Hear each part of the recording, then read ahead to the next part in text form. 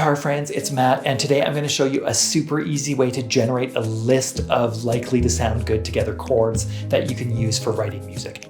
And I'll help you out of some common singer-songwriter theory traps that people fall into.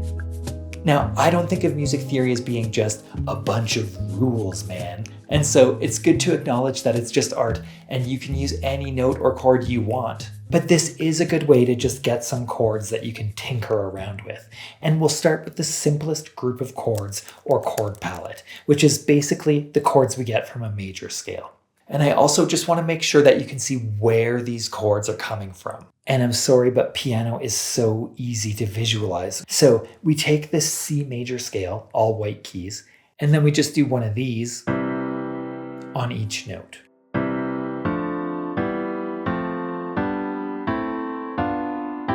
So every major key has the same pattern of steps and chord qualities, but the letter names are all different in the different keys. And so we can use Roman numerals to indicate chords built on the scale degrees, uppercase for major and lower for minor. If we say that these chords are from C major, then it kind of makes it sound like our song has to be in C major. And it can, but it doesn't have to be. So you don't have to begin or end or even have a C chord. Just try combinations that you like. Except there is one chord that is not very common, and it's this scale degree 7 diminished chord. And so I'm going to recommend just to take it out for now. So we only have the other 6 chords. I want to keep this easy and practical, and so I'm not going to ask you to calculate all the chords based on pure theory. But let me just show you how to derive the list by looking at the circle of fifths. If we take our list of 6 chords from C, we find them all right here in this one quadrant of the circle, and the C is in the middle. This has some other cool uses that we'll come back to, but the main thing is that it's generally pretty safe to choose from chords in a certain quadrant. You will often find that the chords you've already used will be in one or more quadrants, and then you can easily see some more options. Now you can apply this to the different keys, but I want to show you how to do it in a very singer-songwriter sort of way with a capo. So you can play in the different keys, but still using your usual or favorite chord voicings. And if you're getting anything from this, please like, share, subscribe, etc. And let me know in the comments if you want more of this sort of songwriter theory type of video. And so when we look at the circle and we're thinking about what chords are the easiest and most likely that you'd already know, we'd see it's probably this area over here. And I'd say these quadrants around G, C, and maybe D are where most people feel more comfortable. And then the funny thing is, even when we use a capo, we still call the chords by their same names. So this is a G chord shape, and then in our songwriting, we'll just write capo whatever fret and then G. So what if you want to talk to your bass player or piano player using the real chord names? Let's say your song has these chords, but you have a capo on the 3rd fret. So now we need to know which note the chord is named after. So with the capo on the 3rd fret, whatever note this actually is the one that's going to be here in the quadrant. So let's count, and we just need to remember that E and F and B and C are beside each other, and all the others have a fret in between. So we count and we see it's the note between D and E, which means we'd either call it D sharp or E flat.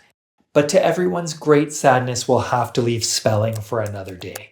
Let me show you how to use the same skill to get out of a sticky situation that singer-songwriters often find themselves in. There's this thing where you have a song and you have the chords, but to sing it in a comfortable range, you end up needing to have the capo so high that it either won't even go there, or it just seems a little musically ridiculous. Nobody knows the truth. So then what we usually end up doing is basically flipping from one of these quadrants to another, and the capo ends up on a more reasonable fret. Now this doesn't always magically fix everything, because maybe you were hoping to avoid bar chords, or maybe it had to be on those other strings for some reason.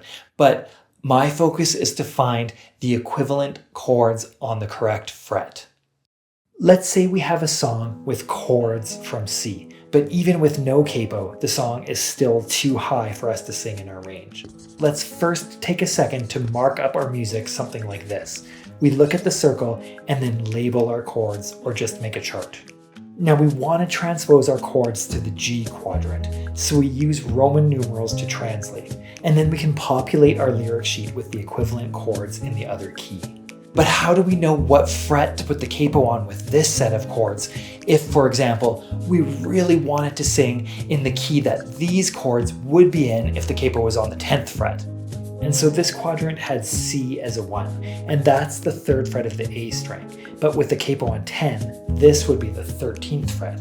And so that means the note that we're calling C was really a concert B flat. Next, we're going to use the G quadrant of chord shapes, but we really want to be in the key of B flat. And so the note that we're calling G should actually sound like B flat. Its root is on the 6th string, so to find the B flat, we can count up to it and find that it's the 6th fret, but not the capo because we want the G chord to be that note. And so the capo is actually on the 3rd. So we have the same concert pitch chord names we would have had in the higher position, but now it's down here with a different but equivalent palette of chords. The resulting harmony is the same, but you don't have to have the capo so high.